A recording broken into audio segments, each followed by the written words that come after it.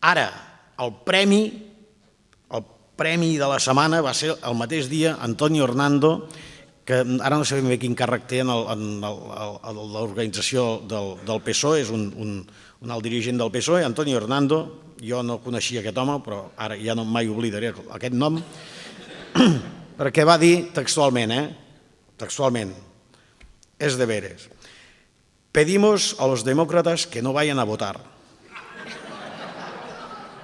Van fer una crida, el tio, permeteu-me, amb 2 collons, va fer una crida als demòcrates a no votar. Jo crec que concentrar una contradicció en menys paraules, ara no se m'acudiria com fer-ho. Potser es pot fer, però no se m'acudiria com fer-ho. Jo crec que aquest mereix el premi, farem el premi a Antonio Hernando a la contradicció a partir d'ara. Pedimos a los demócratas que no vayan a votar. Bueno, està bé perquè ensenyen què entenen ells per democràcia. Enric Casassas una vegada va dir: i d'això en diuen democràcia? Jo per mi que no entenen grec. I em sembla que la va clavar. Aquesta és una altra de les reflexions que vaig fer tornant a Berga aquell dia. Rumiava molt ràpid, perquè havíem estat tot el dia allà a Arenys, estàvem carregats d'energia i rumiava molt ràpid. Conduïa normal, però rumiava ràpid. Una altra... Sí, ara no em delataré. Prou feines em queden punts. La tercera reflexió que vaig pensar, vaig creure que era una lliçó de dignitat, una lliçó magistral de dignitat. El mateix dia estàvem per allà, riera amunt, riera avall, xerrant amb gent que ens trobàvem de pobles, d'amunt i avall, anar discutint la jugada. Amb en Joan estàvem fent amunt i avall, vam entrar en un bar, vam trobar gent coneguda, hola, què tal, no sé què, hi havia molt ambient, la gent estava molt animada, ja a migdia ja la cosa ja bullia, diguem, estàvem xerrant, i de cop es va fer silenci perquè a TV3 estaven connectant amb això, amb Arenys de Munt, perquè estaven entrevistant. I va aparèixer i vam anar a entrevistar una senyora que estava fent cua esperant per anar a votar. Una senyora que es diu Carme Marín, que jo no la coneixia de res, em vaig mirar la lletra, vaig pensar, jo aquest nom també em vull recordar, i la senyora Carme Marín, una dona d'edat molt avançada i que fins i tot hi ha problemes de mobilitat, de moure's, una senyora gran, i li van preguntar, vostè què fa aquí? I la senyora Carme Marín va dir, és l'última cosa que faig en aquest món, i votaré que sí. I em sembla...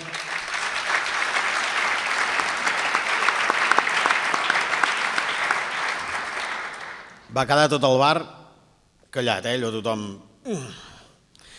Però em sembla que és un exemple de dignitat que hauríem de recordar molt temps.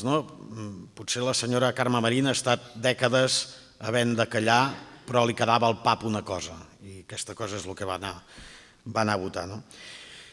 Aquestes són les 3 coses, les 3 reflexions una mica que vaig fer. Després em vaig fer una pregunta, que vaig ser, i ara què faran ells? Com respondran? Perquè ja s'havia vist, havien respost, el pla d'Espanya contra el referèndum va ser la por, la intimidació, ens van enviar la falange, van anònims amenaçant els bars si obrien que els hi xafarien tot, des del govern civil amenaçant a l'alcalde en Mora que si participava, si feia qualsevol cosa l'inhabilitaven, només amenaces, la por. I fins i tot un parell de dies abans o 3, a Arenys de Munt, hi va haver la pregunta, la gent es va fer, els organismes van dir, què fem? Ho tirem endavant, i contradient el que semblaria que ens acollonim un cop més, van dir, doncs no senyor, nosaltres ho fem. I aquí els altres van quedar cardats, van dir, que ara no s'han acollonit, això surt del guió, que ara s'havien d'acollonir aquests, i no s'han acollonit, i els hi va fallar. Llavors es van trobar que no tenien pla B, perquè amb el pla sempre els hi ha funcionat, amb la por sempre els hi ha funcionat. I després fots el valor sobre la taula i els tios, hòstia, ara què fem? I la pregunta que em va quedar és, ara què faran? Perquè ja han vist que amb la por no faran res. Sí que va sortir un xitxarel·lo l'altre dia, va dir, la fiscalia, si aquí un per un, no sé què, va dir, tia, passa a jeure, no? Aviam si diràs ara investigar totes les consultes, home, i o sigui que ja no els hi va funcionar.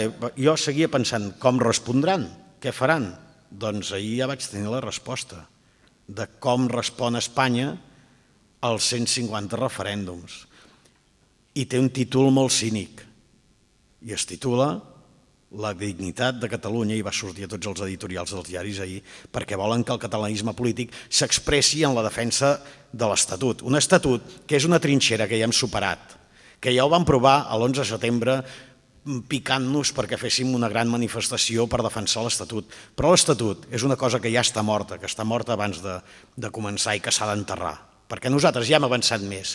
I ara, si ens en anem enrere a la trinxera on estan bombardejant, que ens estan provocant, perquè anem a la trinxera que ja hem sobrepassat, perquè nosaltres amb Arenys ja no estem parlant d'estatuts.